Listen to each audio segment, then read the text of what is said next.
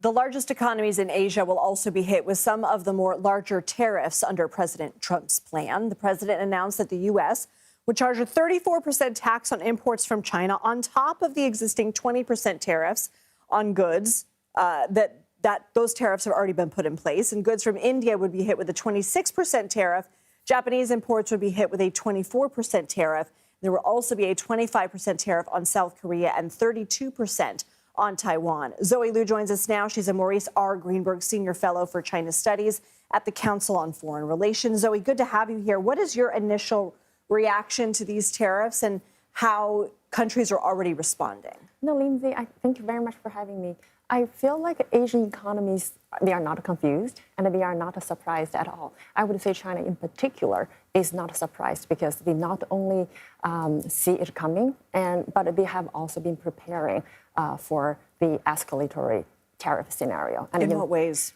Over the past 10 years, China has not only been strengthening its domestic economy in terms of trying to reduce its vulnerabilities to American or foreign sanctions, but also has been pursuing this strategy called self-reliance or self-sufficiency. The idea is to make sure that China is not necessarily being overly dependent on the rest of the world, especially the United States. That said, though, could we see more countries throughout Asia or throughout the world unite in order to address this? I think, Lindsay, that's a very interesting question because on March 31st, right before the Liberation Day here, the Chinese government and the Korean government and the Japanese government, they did get together to have a economic and trade conversation. That is the first time these three countries get together after 5 years. Wow. So and the Chinese government did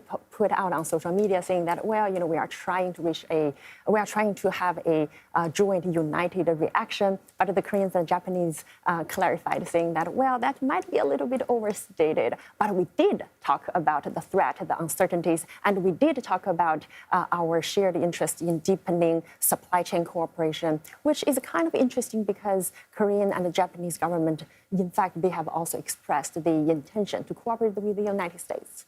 China obviously is a major trading partner for the U.S. I mean, could losing the trading partner hurt their economy in the long run? Could it hurt our economy in the long run?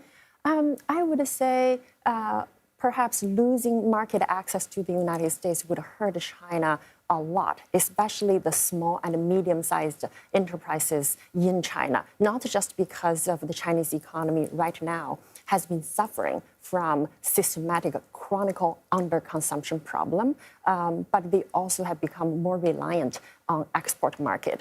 Despite a lot of us talk about decoupling and China trying to reduce its dependence on U.S., but in fact, the United States and EU combined is still China's largest export market. Okay. Anything else we should know, Zoe? I guess we would probably anticipate China accelerate a lot of its free trade negotiations with a lot of other countries, including the Gulf Cooperation Council members. And interestingly to know, 2 members of the Gulf Cooperation Council countries have a free trade agreement with the United States. And I do not think they are hit by tariff yet. Interesting. Zoe Liu, thank you for joining us. Thank you for having me.